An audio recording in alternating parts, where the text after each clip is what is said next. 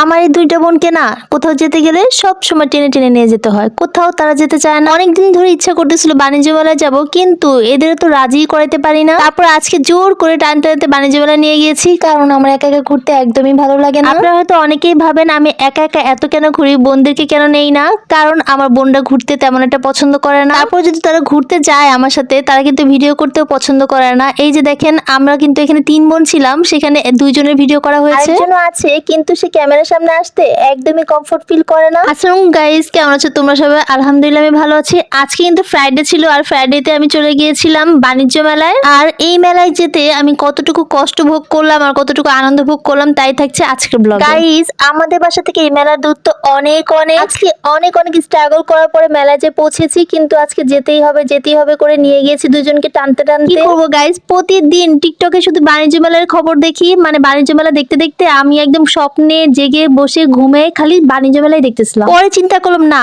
এবার যদি বাণিজ্য মেলায় না যাই তাহলে আমি কিন্তু ভালো মতো ঘুমাইতে পারবো না, খাওয়া দাওয়া সবকিছু হারাম হয়ে গেছে আমার। গাইস, আমাদের বাসা থেকে যদি বাণিজ্য মেলায় একটানে যেতে চাই তাহলে একদম 700 থেকে 800 টাকা সিএনজি ভাড়া পড়বে। হচ্ছে বাজনা বেশি, তাই চিন্তা করলাম বাসে করে যাবো আজকে।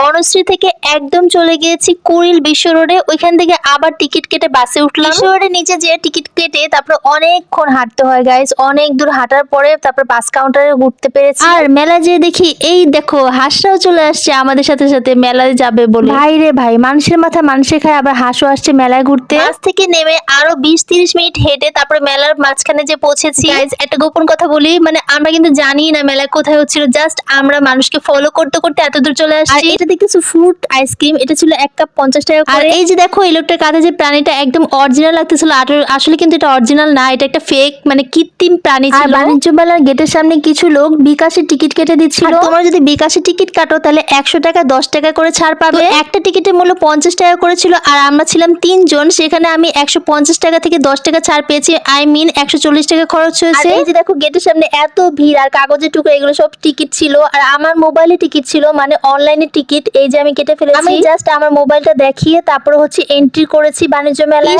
গাইস, অনেকক্ষণ পরে বাণিজ্য মেলায় 3 বোন চলেই আসছি।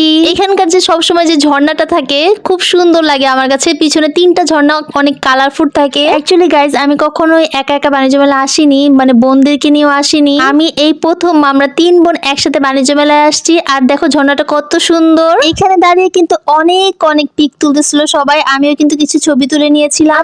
তো গেটে ঢুকলাম গাইস, এখনো তো বাণিজ্য মেলায় কিছুই দেখি না। ওইটা ছিল প্রথম হল, এই হলটার ভিতরটা একদম ঘুরে দেখতে হবে আমাদেরকে। আর এই যে দেখো ছোট বোনের পাকনামি শুরু, সে এখন টিকটক করা শুরু করে দিয়েছে। গাইস, আরেকটা কথা, এই যে বিকাশের যে টিকিট কাটতে হয় সেটা কিন্তু আমি একদমই বুঝতেছিলাম না। সো এখানে দেখলাম যে অনেকগুলো মানুষ ভিড় করে দাঁড়িয়ে আছে, তো জিজ্ঞেস করার পরে ওরা বললো যে এখানে বিকাশের টিকিট কাটা হচ্ছে। একটা ভাইয়া বসেছিল, তাকে বললাম প্লিজ ভাইয়া আমার টিকিটটা একটু কেটে দেন। উনি কি কি অপশন বার করে তারপর আমার টিকিটটা কেটে দিল। টিকিট যেখানে বসে বসে কাটতেছিলাম সেখান থেকে কিন্তু মেলা অনেক অনেক দূর ছিল। আর এই যে দেখেন মানুষের মাথা মানুষ খায়, এত ভিড় শুধু মাথায় দেখতে পাচ্ছিলাম আর কিছু না। আমরা 3 বোন মানে 3 জনকে এইভাবে করে লাইন ধরে ধরেছিলাম রেলগাড়ির মতো, যাতে কেউ কোনোভাবে হারিয়ে না যায়। মেলায় ঢুকতে পাশে দেখলাম একটা লোক খুব সুন্দর করে বাবলস উড়াচ্ছিল, আমি ভাবতেছিলাম যে আমিও একটু উড়াবো, বাট এটা উড়াতে পারিনি, কারণ চিনি বলতেছিল যে ওনার মুখেরটা এটা কিভাবে উড়াবো। তো উনি হচ্ছে বলতেছিল এই বাবলস গুলার দাম 100 টাকা করে আমাকে কিনতে বলতেছিল। আমি আর কিনি নেই, ভাবছি যে বের হয়ে কিনবো। পর বের হওয়ার পর আর তাকেই দেখতে পাই নাই। আচ্ছা, আমার কোনো ছোট ভাই বোন থাকলে অবশ্যই নিয়ে আসতাম এই বাবলসটা, কিন্তু নাই বলে আর আনা হয় নাই। মেলার ভিতরে যে কি কি করলাম তা দেখতে চাইলে আমার সাথেই থাকতে হবে। Thanks for watching, tata.